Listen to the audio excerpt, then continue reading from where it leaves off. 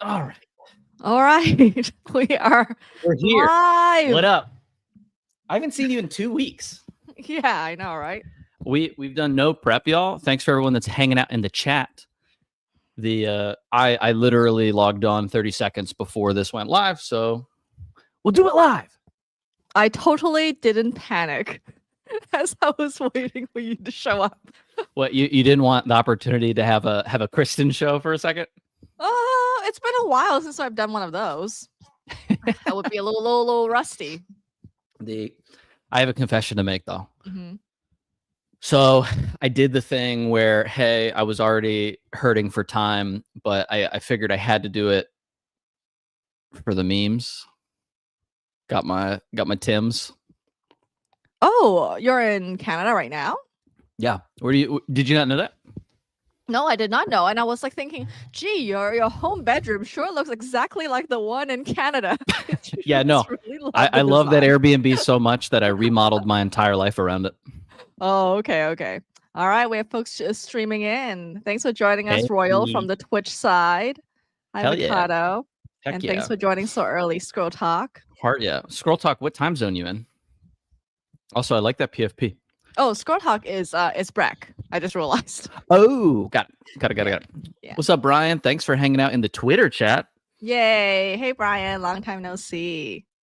I'm glad we're reaching folks across different social medias. Maybe we should. Mm-hmm. Also, maybe we should have done the negative word sooner. Oh.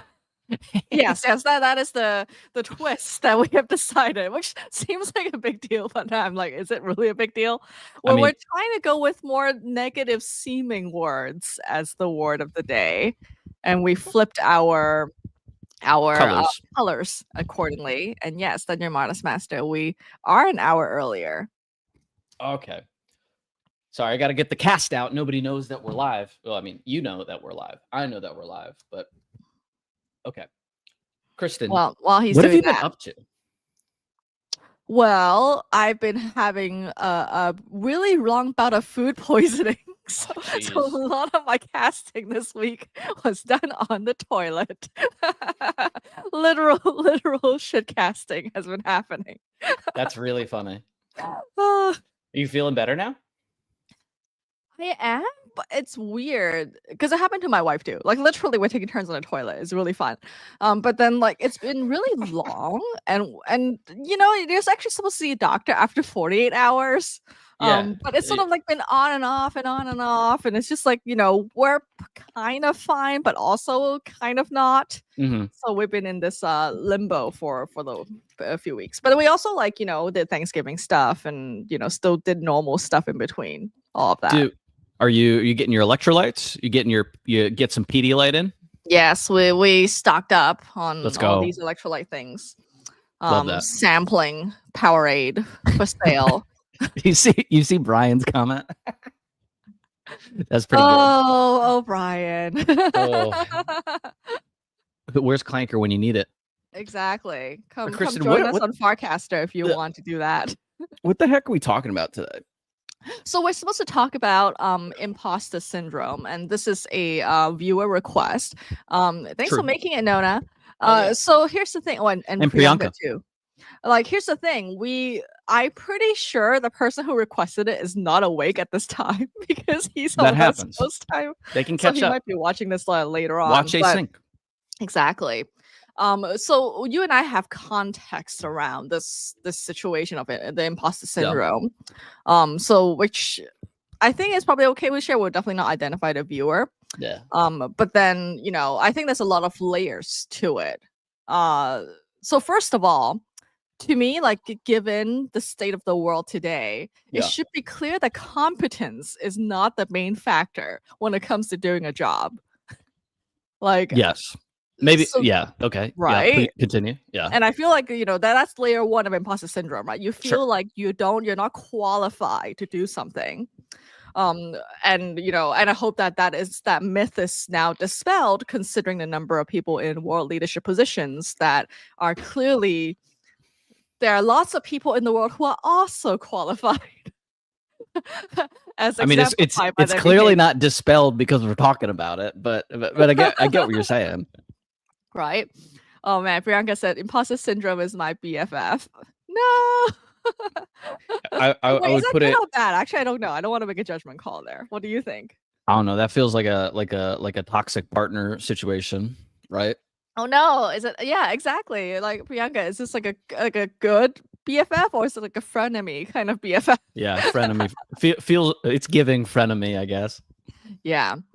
So that's layer one. But I think like there's also like additional layers to it, right? So the context of this question is that like this friend of ours is applying to, you know, normie jobs.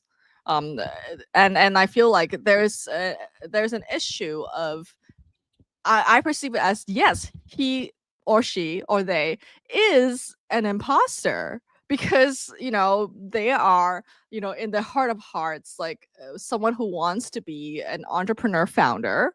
So therefore if you are, you know, making like, you know, doing what you need to do to finance that goal, but in Mhm. order to do that you have to play another role temporarily, then Yeah. yes, by definition, one is an imposter, but not in like a bad way.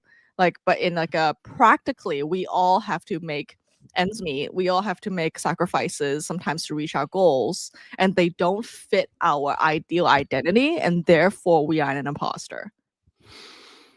Okay. That's a lot. Okay. Okay. So I'm trying to think about like what I like think is helpful and what I think is like I don't know. Just okay. I'm gonna be super real. I've been listening to a bunch of AI generated podcasts and the not I've been like not listening, but like listening to the output of AI generated podcast like simulacrum. And I'm like Wait, trying wait, to is this the Notebook LM that kind of that stuff, kind of right? thing? And so Oh. I'm because I'm listening to it and we can replicate a mid podcast very, very well now. And so like now I'm trying to Mhm. think about as we're doing this, like, okay, how do I do this in a way that like isn't locked into Are you the having imposter syndrome about being a no, podcaster versus AI?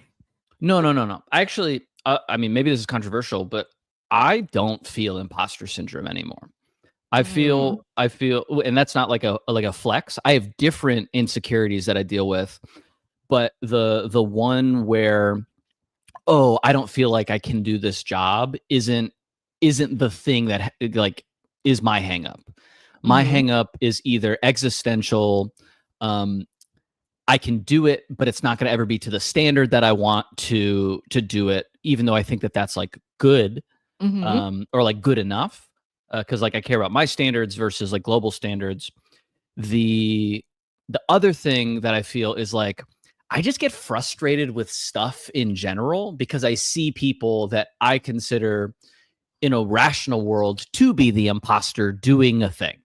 And so like Mhm. since I Mhm. see that person shilling, grifting, doing Mhm. whatever, I'm like, "Oh, m- we kind of went over like relativity about like moral frameworks or whatever on a previous one. Like in a way, I think everything is meaningless. But even in the microstructures of my life, I think that Mhm. there are like it makes things that I wish had more meaning feel less meaningful. And Mhm. so like I have this like overwhelming existential oh no, why do anything ever because like nobody cares if it's good or not. That's the thing. People don't care if things are good. Ah. And so if Ah. other people don't care that things are good, why would I put in the effort to do it? Which is like I don't know, it's like a recipient audience imposter syndrome kind of thing. Like, I don't know, maybe I Everyone just else, you are the imposter. but like the reality is like the Yeah, imposter yeah. is the baseline, right? Because I mean, I don't know, we can go a bajillion rabbit holes on it. But Mhm. like, do you feel imposter syndrome that we're like trying to define right now? I feel more of what you said of like the ugh, no one cares. And I feel like, you know, maybe not so much these 2 weeks because of my food poisoning. It's been really distracting. But the few weeks before that, right? Like where I was a little down because of exactly what you said. This feeling of like, ugh, like it seems like based on what's happening in the world that the careful quality doesn't seem to matter as much as I had hoped. and that we're in this absurdist sort of situation. Um, So but I want to move us back to the specific situation of viewer before we move on. So Royal brought up that because of legal reasons, the employer or an interviewer can't give actionable feedback. It's a weird bit of theater, oftentimes completely divorced from the work that needs to be done. So this is a specific like job interview kind of situation. so they are in a job interview process that feels toxic because by law, basically, or at least that's the excuse, they can't get a feedback loop from it and then make the next process better. Do I understand that correctly? I think so. I think that's what Okay. Royal's adding to the conversation, and I did not know that was a legal thing. Huh? No wonder. I mean, I don't know. Maybe I go to jail in the next 10 years. I hope not. But like, dude, there's a What? lot of laws that are just dumb as fuck. Like, Yes, I don't think you're in danger of violating this law. I don't know. We're always appreciated from Cameron.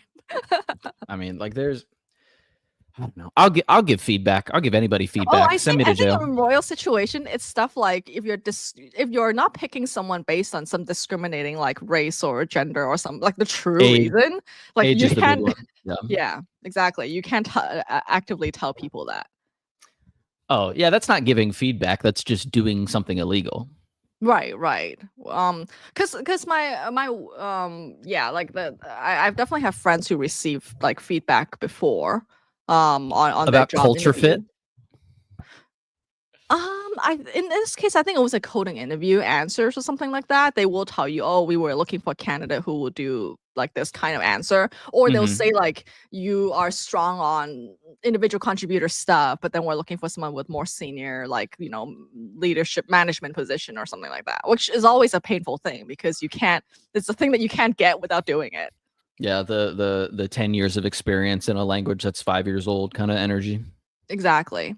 And then Priyanka mentioned that yesterday someone told me they're very envious of my work situation because I work from home. Actually, me too, Priyanka. Sometimes I imagine Priyanka's life and I'm like, oh man, that's pretty sweet. And I'm self-employed. I set my own hours, and my immediate answer to them was that it comes with the cost.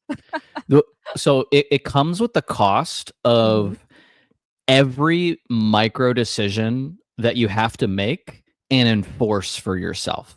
And so like like I spent before I found my current like co-founder, I spent a year solo founding the startup. Long story, but I didn't intend to do that. I started with a guy and then he left like 2 months in.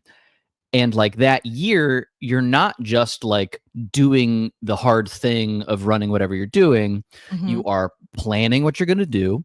You are executing on it. You are holding yourself accountable when you don't do it. And even when you do it, you hold yourself extra accountable because you probably could have worked an extra 2 hours that day. But like, was that extra 2 hours going to make a meaningful difference? It's impossible to say because, and I was talking about this to one of our mutual friends actually last night. You don't have a feedback loop when you are doing solo stuff. Your only feedback loop is external validation with like audience or sales or whatever. And we all know that like that's a black hole of misery. And so like it doesn't work until it does. And so I think the really hard part about work from home, set your own hours, do that is like you never know if you're doing it right because like one, there is no right. But more importantly, there's no sanity check to be like, oh no, that was like a reasonable day that you worked. Exactly. We have to create our own OODA loops, and that's its own art. Oh yeah, and the Master says it's frustrating to be a normie job, recognizing that making these decisions are the actual imposters who don't know what they're doing, which is I think is related to your epiphany, as people are pointing out. And then like Solarpunk thinks it's nihilism. Okay, so we'll loop back. They should demonstrate that this is not. We have recovered from the nihilism valley. So like there's like a midwit nihilism in my opinion where it's like nothing matters at all, so let's be sad all the time.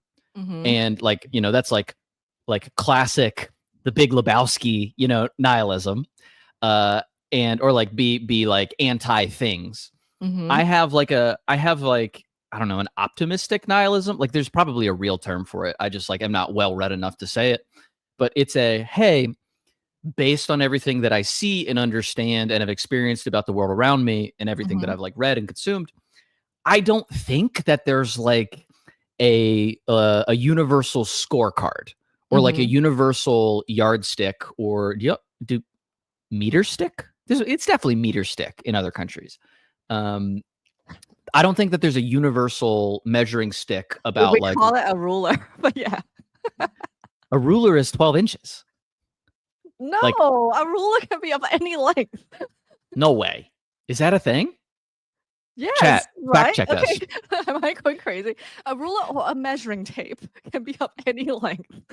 Ruler's in charge of stuff, Kristen. Anyway, so like, since I don't think that there's this universal barometer of things that should be like value or objectively like good or bad, you either decide that there is no opportunity for meaning ever, or in my case, you construct a system that gives you meaning in bits and pieces and eventually, hopefully, holistically. So going back to this scenario of like having to do things that are grindy or like are slightly off goal in order to meet the main actual wanted goal, like how would someone manage that? And then we can go on to talk about nihilism and absurdity. I mean, I think like the only thing that's ever helped me consistently is being radically honest about what is my North Star that I like really care about. So, but I think the anxiety oftentimes when I do things that I'm like, a little bit off is like, oh no, am I like spending too much time doing this other thing? And what if one day I forget my North Star or something like that? Well, yeah. Right? So like I lose the opportunity to meet it because there was some hidden opportunity timing thing. Yeah. I mean, well, I think there's like a couple things mixed into that, right? Like anxiety, worrying, whatever like word you use to describe that. There's a really good meme that I posted, I think like 6 months ago, that I stole from someone. And it's like, worrying is worshiping the problem. And like the anxiety, the worrying being the worshiping the problem, I think by definition is forgetting or blocking out the North Star, the thing that you thought of when you were like more rational or more in touch with yourself. Because like we all operate with various levels of rationality at different times of the day. You can be super rational at like 9 a.m. and then you get hungry and you're like grumpy and like shitty to people around you. And like, that's not you, but it's because like your body is giving you signals that kind of like screw up the thing that you like to operate by, which for me, most of the time is logic. Sometimes it's like feeling or following like emotional stuff. But if you know the thing that you like truly in your heart of heart want to do, anytime that you're in this mode of, oh, am I doing it good enough? I think you're like distracting yourself from the North Star and not realizing it. Because if you truly like believed this is the direction I'm going, and rationally you're like, oh, I need to take this clerk job so that I can write my, treaty on physics. Like there shouldn't be a moment of time or like more than like bits and pieces of time where you're like, oh, is this really the right call? Because like you made the decision when you were smarter. Like when you're in the trenches, you're dumber. Like in this situation, it's because, well, not to romanticize Einstein too much, but then he lived in a simpler employment world, and whereas now we're living in a world where the average person has to deal with so much input all the time that you no longer, like every day you're dealing with like new information that will change whether you made the right decision or not, right? I think maybe there'll be military coup one day. Maybe someone else will get shot at the other day. Like, except it's not happening in one day. Like, I mean, Einstein did his whole start through the build up to World War I. So like that's more impactful. Fine. He had World War I to deal with. Okay, but okay. So I wanted to address the Brian thing. Why we're talking today?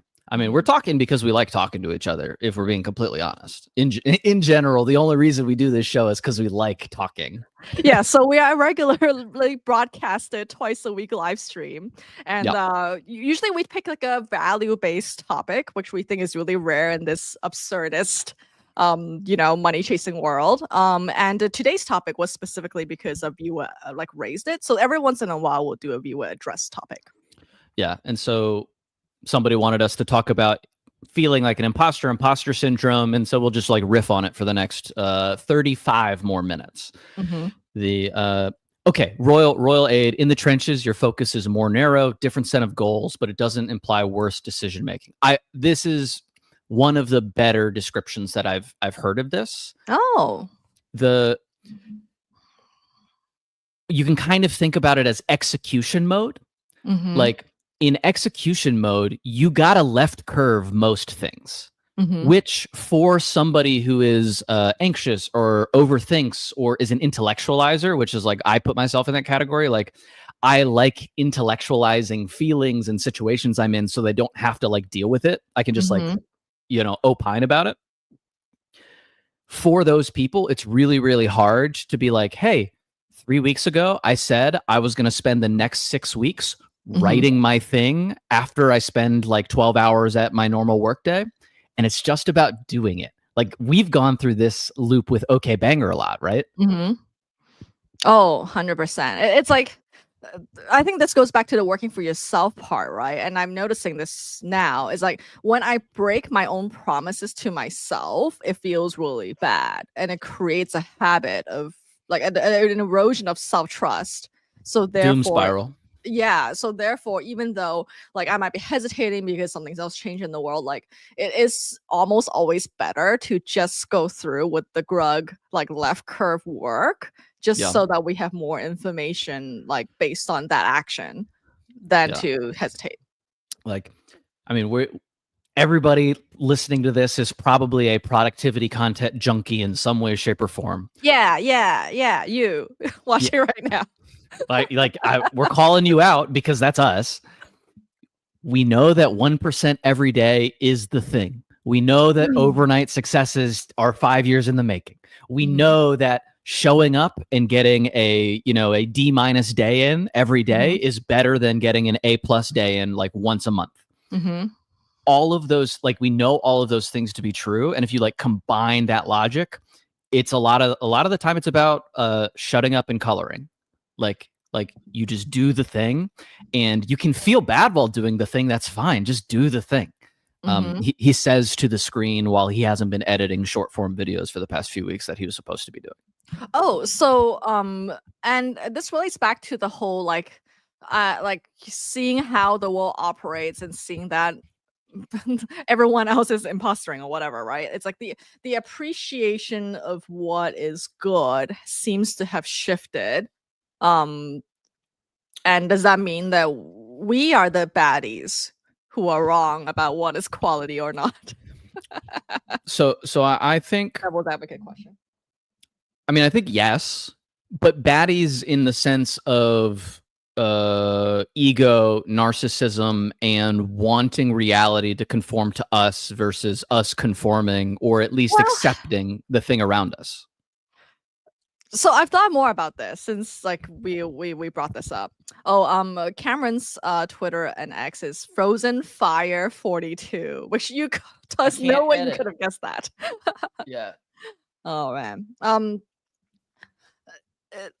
I feel like I have restored my sanity by refusing to conform and restoring who I was. So I think like the not to go into too much detail, but like because you and I hang out in the crypto space, I feel like there's certain like behaviors that are very like culturally common.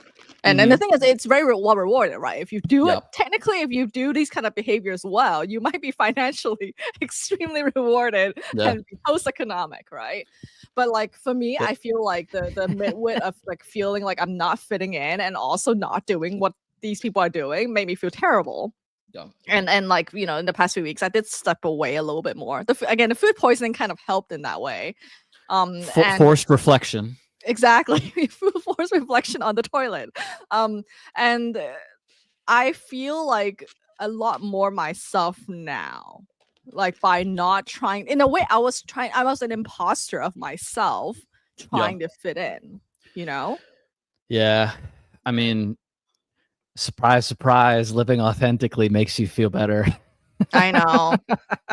So I think imposter in this context is like trying to be a version of yourself that you think would fit the absurdity of the world better? Like it's like an adaptation that we all do, right? It's like, based on the world's around you and what you see as successful, do you ape into doing that same thing, or midwit, which is like you try and then you feel terrible?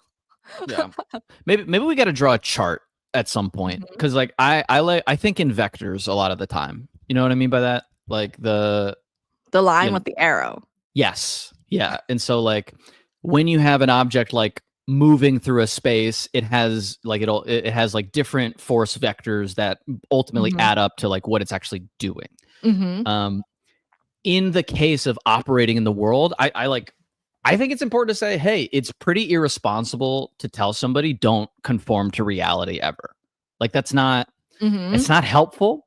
Mhm. There's a certain amount of people that in like specific contexts can do that fully. There's also people that have like zero ego, and just don't really give a shit about the rest of the world. They'll be authentically themselves, and Mhm. eventually they might be loved for that. But I think for most people, it's more about figuring out a healthy compromise for the things that you need to do versus like what you care about. Mhm. And so for me, the idea of healthy compromise is like we know our North Star in terms of like productivity, but you also need your North Star in terms of like how you want to live your moral life. I don't love the word like moral in there because it's a little bit like the connotation is that, I love the word, but I see what you mean.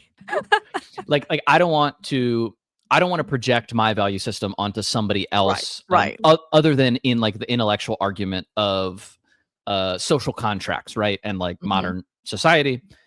I bet there's a bingo card for podcasts where people are opining about things like society and moral life. And anyway, but so you got to know what you think is the right thing to do, because that's like your first line of defense from putting on your skin suit and then at the end of the day feeling like a huge bag of shit. Like if you yeah, masking, context switching, all of those things are frankly useful skills. They cost emotional energy, but they're like super useful skills. Mhm. But like you got to figure out what you want to do practically. You got to figure out like your moral life, like, and that straight up is super personal, and you got to figure that shit out so you can say no to like, hey, I could probably release a meme coin and make 20-30 grand off of that this week, and I would Mhm. feel terrible afterwards because it would just be grifting people, right? And so like that's my big red letter no.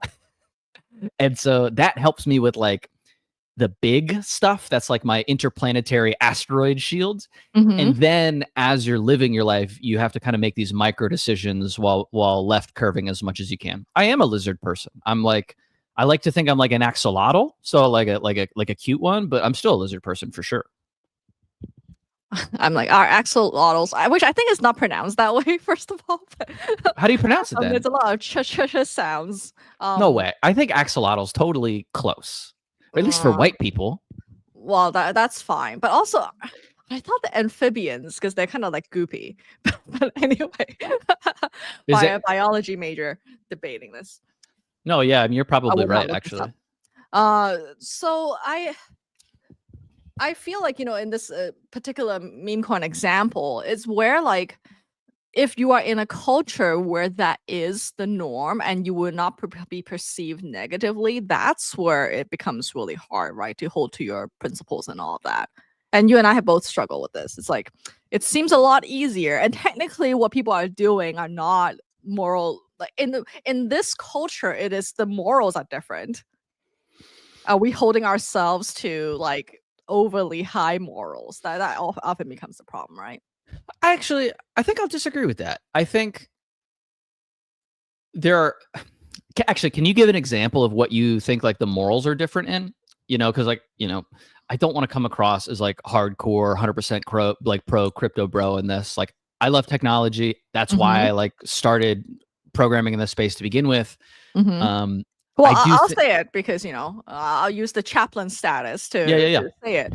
Like, a lot of what's happening is literally gambling, right? In the sense that even, like, technically even stock market, like normal stuff, is to some extent gambling.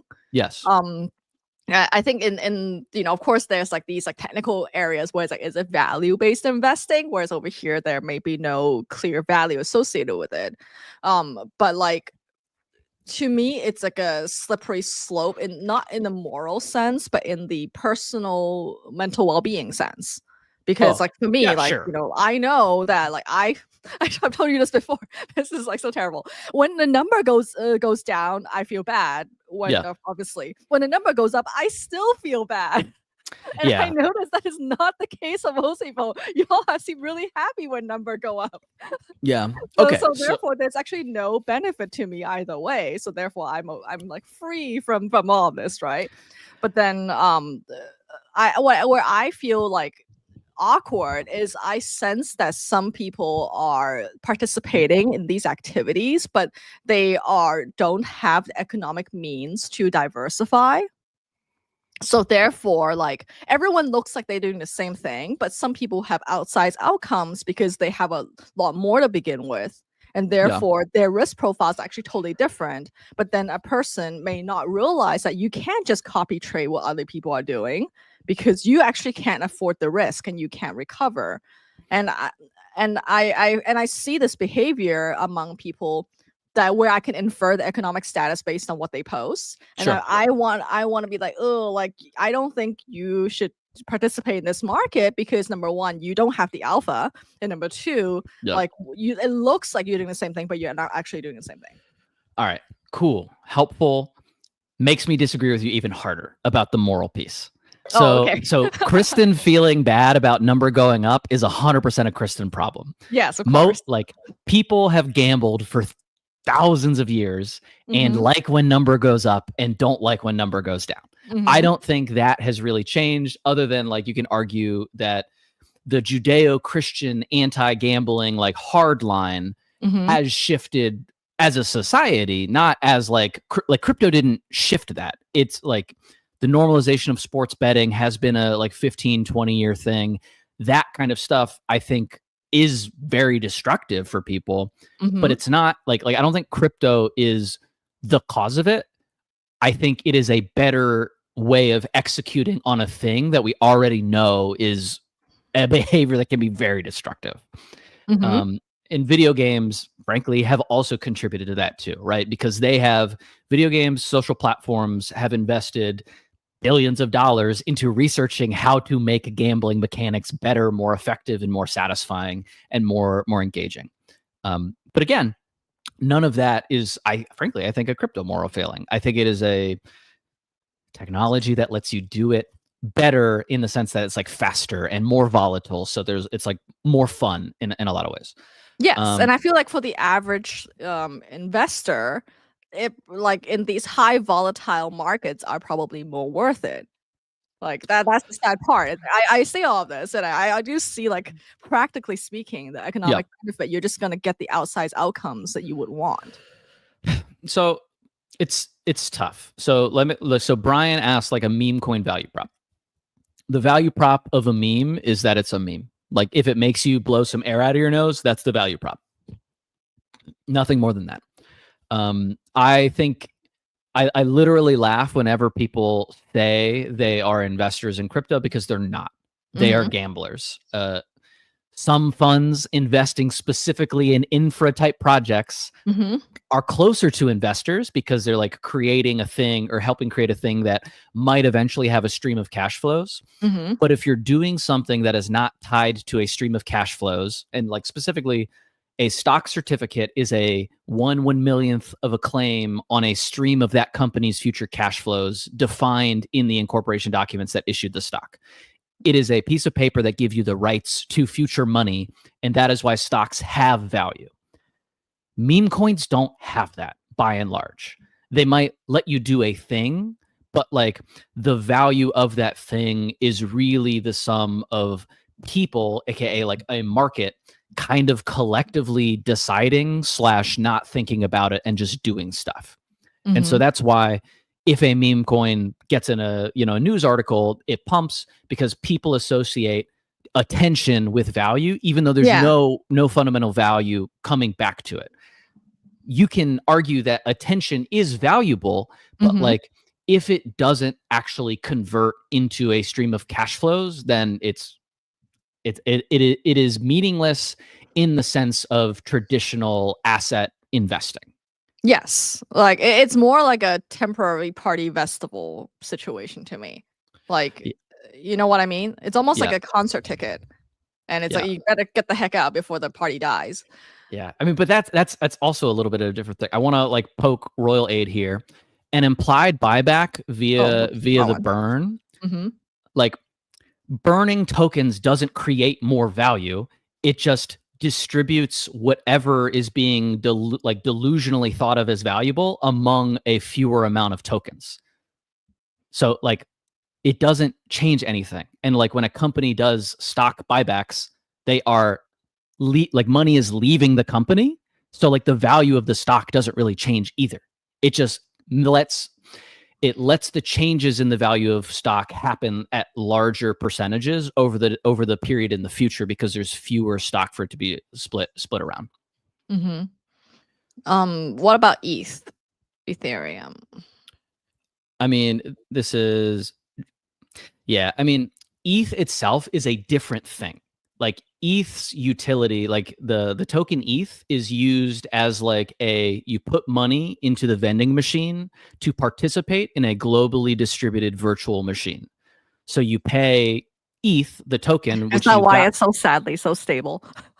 I mean, maybe like the way that you can think about valuing ETH is like, what is the value of a computer that anybody can permissionally access and interact with, right? If more people use it, it is more valuable because it's a scarce resource. So it's like the same thing as, it's not the same thing as buying a commodity. It's like the same thing as like buying access to a space with limited functionality. How do you feel about all this so far? Why? I mean, like, I love talking about finance. Actually, I'll just like do this micro rant because I think it's useful for anybody who gambles either on stocks or in crypto or whatever. There are three edges in like the hedge fund world. There is an information edge, there's an analytic edge, and there's an execution edge, right? So information edge is mostly illegal, right? It is like in public markets, information edges are illegal, which is why company like execs can't sell their stock before issuing bad news kind of stuff. Most of crypto's winners have an information edge. They're in a group chat you're not in, they're launching something. And like, since tokens aren't considered, securities laws, whether they apply or not, like that influences whether you think information edges are okay or not. Analytic edges are, hey, I see the same information as other people, but I'm smarter than them, right? Like I look at the satellite photos of the Walmart parking lot that all the hedge funds have access to, but I noticed that there's a bunch of Hummers in there. So like that makes me think, oh, Trump's going to get elected, so I'll make this bet or whatever. Completely not a chain of logic, but like that's what an analytic edge is.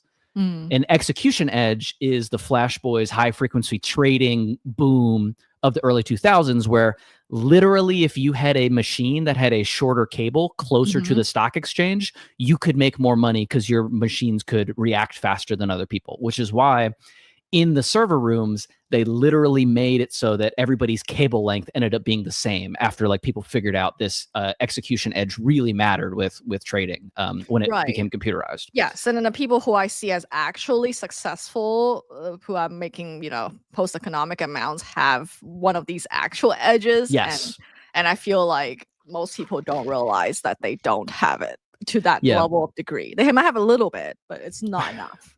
I mean, the trick with crypto is that like the fundamental assumption in public markets, which like I disagree with in principle, but agree with in specific I agree with in principle, disagree with in specific cases, is public markets are broadly efficient.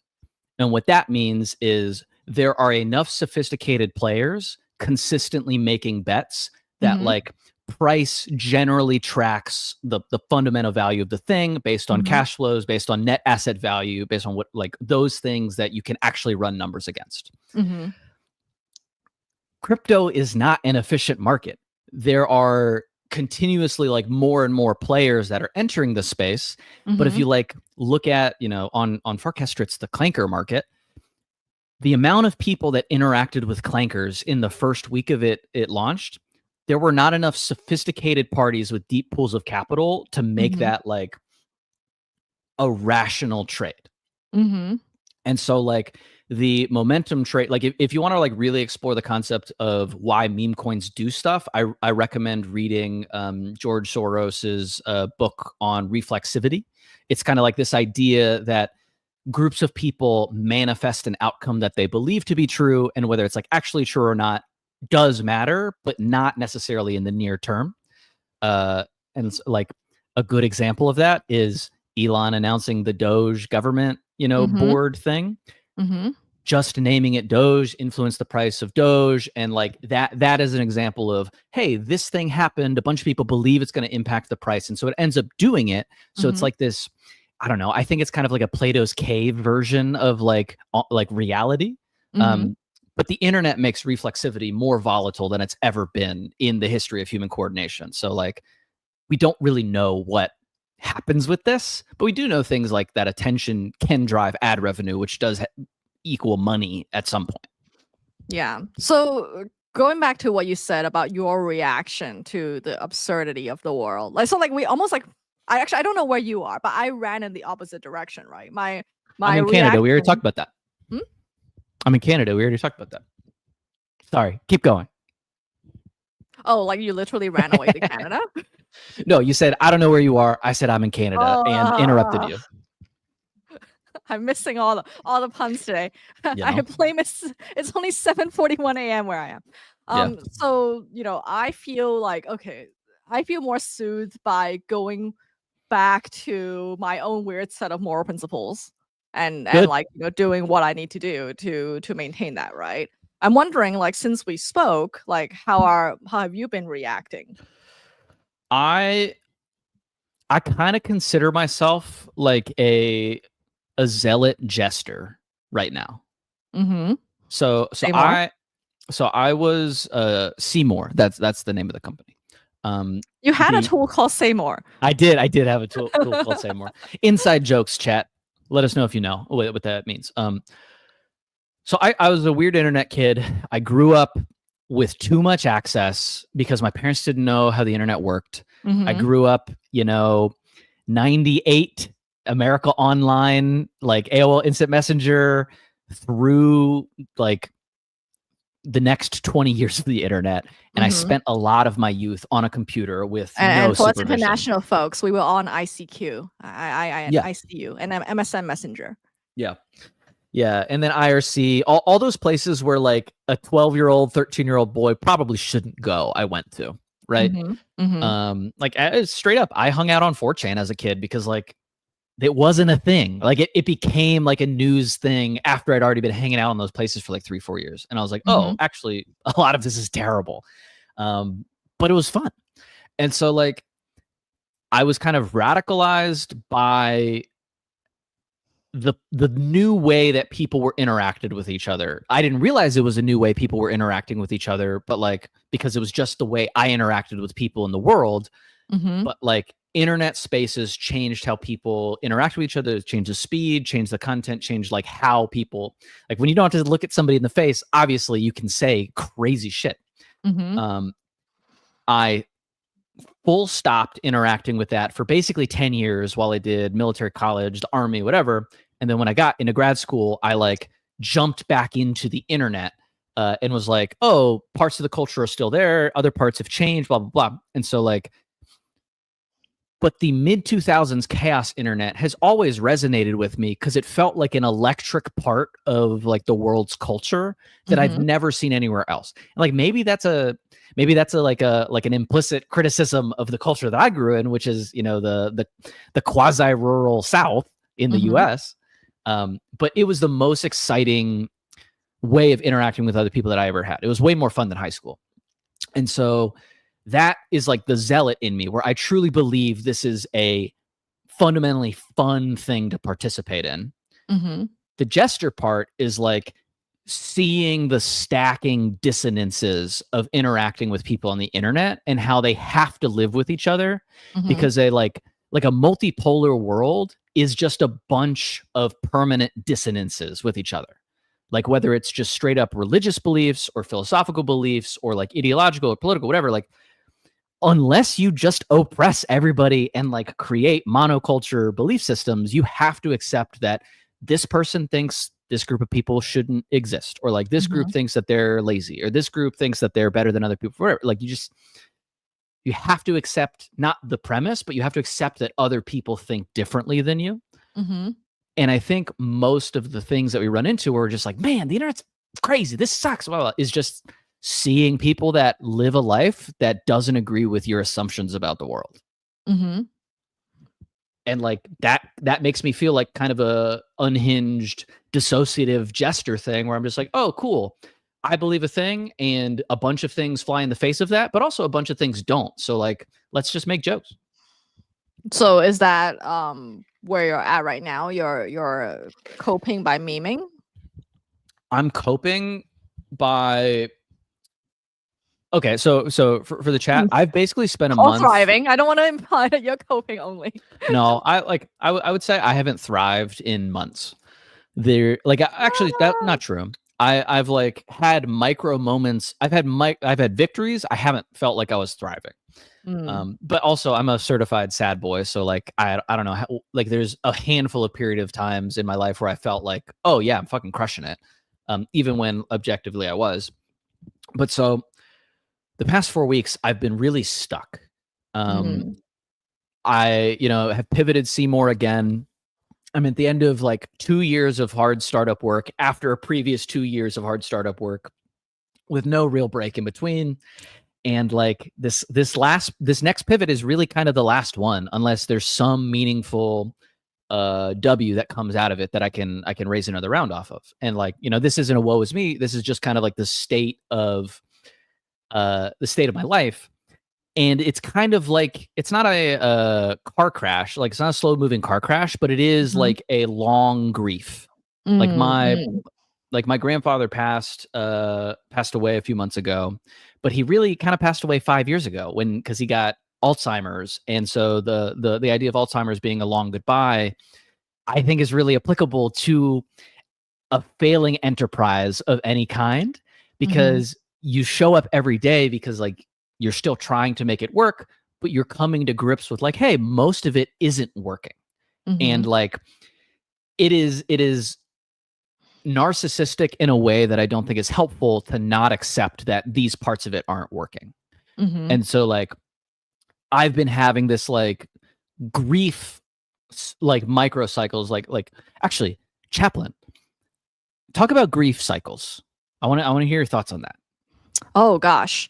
So what I've learned in class and also in some practice in a hospice setting is that like there's the 5 stages of grief, right? That's a very typical like pop culture idea, but in reality, it's, as you probably experience yourself, is a lot more complex than that. And that like generally, in a very broad strokes speaking, what we're encouraged as chaplain is if you observe someone who is like very much like in the body and feeling grief in a very like crying and a lot of like somatic reactive kind of way, you actually try to guide them towards more like analytical like journaling like sort of exercises, whereas a lot of people process like grief in a more analytical intellectual kind of way. You actually push them towards the crying and all of that. So it's sort of like that's the sort of dynamic that a pattern that we tend to fall into. And it's like a process that we are encouraging people to actively go through to some extent get to the other side of the grief.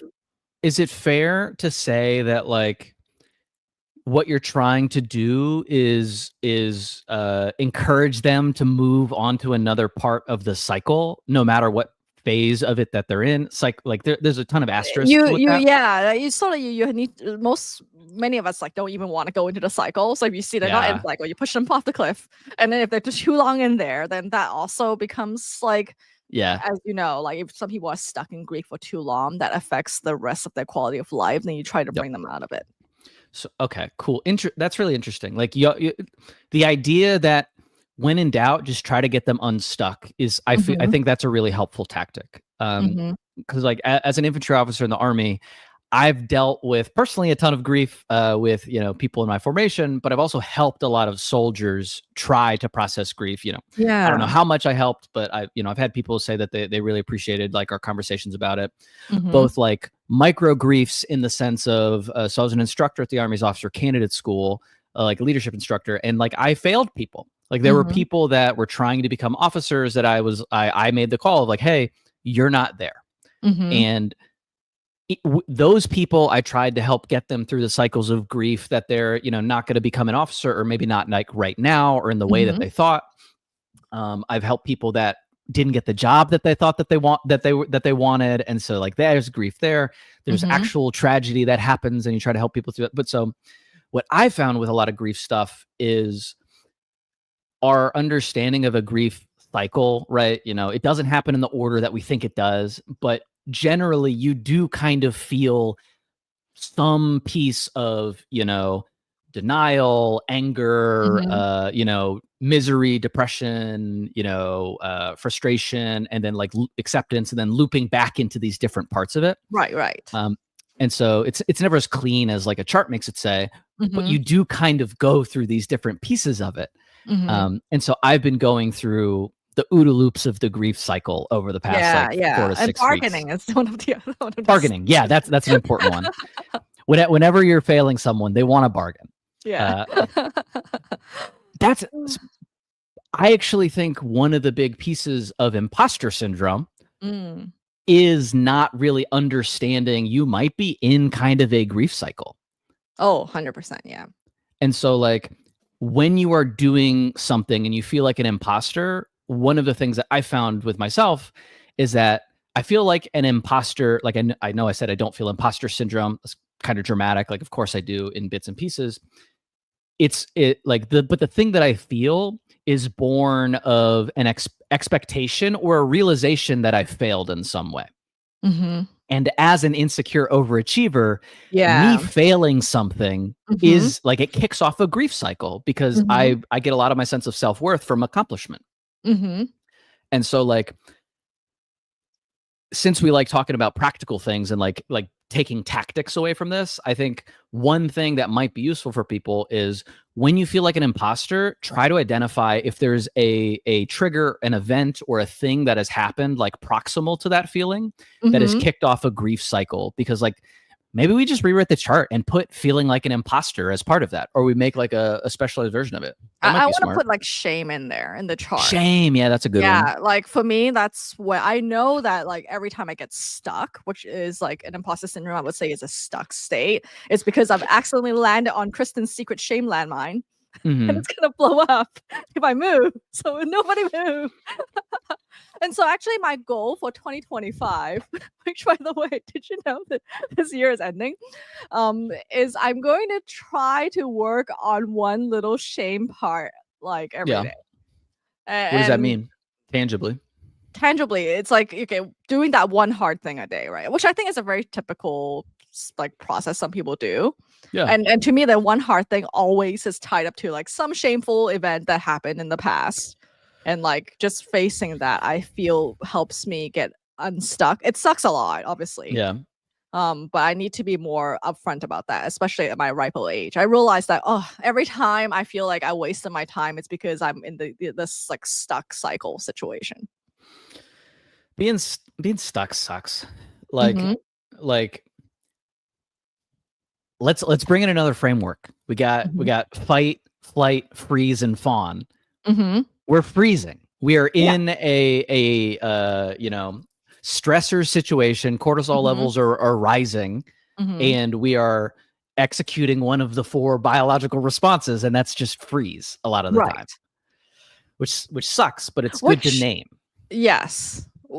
And which cycle and it's so insidious because it feels better in the moment. You know, I'm always like, well, I just call back into my blanket now and not deal with the world.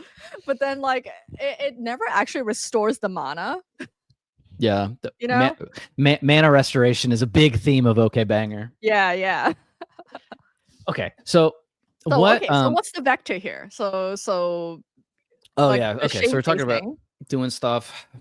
All right, I think it's like knowing that anytime you're going in a direction, what's up? The two people that jumped into the chat. I'm not gonna say the names, but Oh, I see. Why? when you're flying something, there's wind that is affecting like your aircraft. There might be geese in the air that you like run into, try to die. Like there's always something that's like blowing you off course a little bit. Sometimes there's tailwinds that like help you move forward. A lot of the time it's headwinds, or at least just like basic air resistance. Euler Lagrange had like a pretty good thread. I think he was like an engineer or a PhD or something. I don't agree with him on a lot of stuff, but I thought he wrote a really good thread about the only reasons airplanes fly is because of air resistance, right? Yeah. And the stronger the headwinds on an aircraft, the easier it is to get lift, because like that's how Bernoulli's principle works. And for us, as we're doing stuff, that's like a helpful mental model of like, oh, the harder it is, technically, if I was an airplane, the higher I could fly. It's not really how the world works. But it's nice and it's pretty image. On the imposter side, I think it's like an interesting reframing of all of the stuff that you're doing. So what would be an example of a headwind? You go to log into your app or whatever, and then your latest launch just failed. You mean like a emotional feeling headwind? Yeah, because like what I consider being a headwind in like your life can be reframed as signal. It might not be a fun signal to get, but like anything that is like directly in your way is like really useful information for you, right?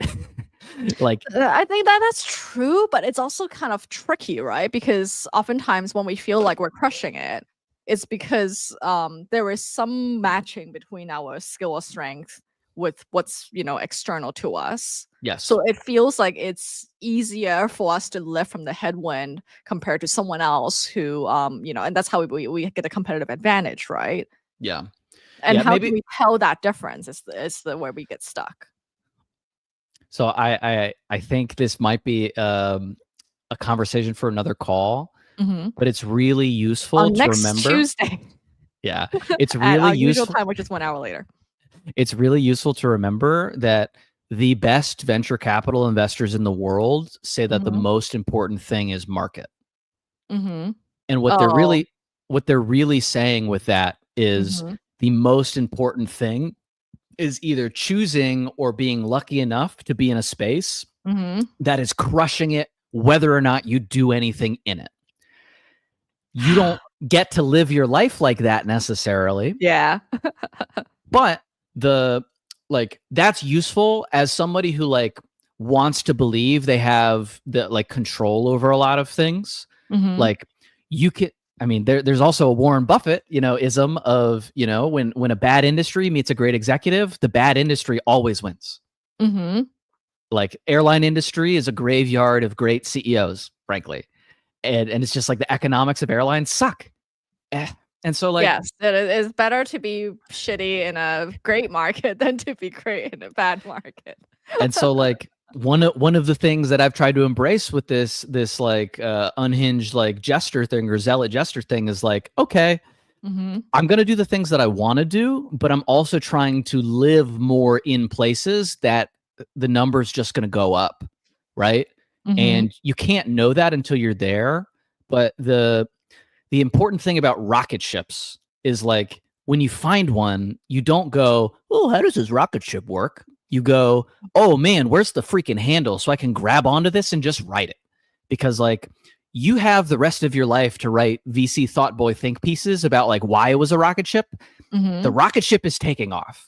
And there's always going to be rocket ships. Like there's going to be, less rocket ships if there's like global thermonuclear war or whatever. But barring the scenario that we all die, there's always going to be more rocket ships because humanity has more collisions and coordination like efficiencies than it's ever had before. And that's only going to get more crazy. I think maybe in the next stream, let's talk about rocket ships and how to identify rocket ships. That's fun. Yeah, practical. Maybe, and also, I need to send you off. You need to catch your flight. Yeah. Speaking of Bernoulli's principle, I hope it works out for you. I'll be stuck in the Great White North. Yeah. Thank y'all, everybody, for showing up. That was fun. Oh, all right. Feel like an imposter. It's okay. Just do the work Yeah. anyway. Thank you, Bragg, Tutorizer, Fremont, Sir, and Far, and Dungeon Master, Cool Beans. All right. Thank you so W much. stream. Hell yeah. W's in the chat, y'all. Thank y'all.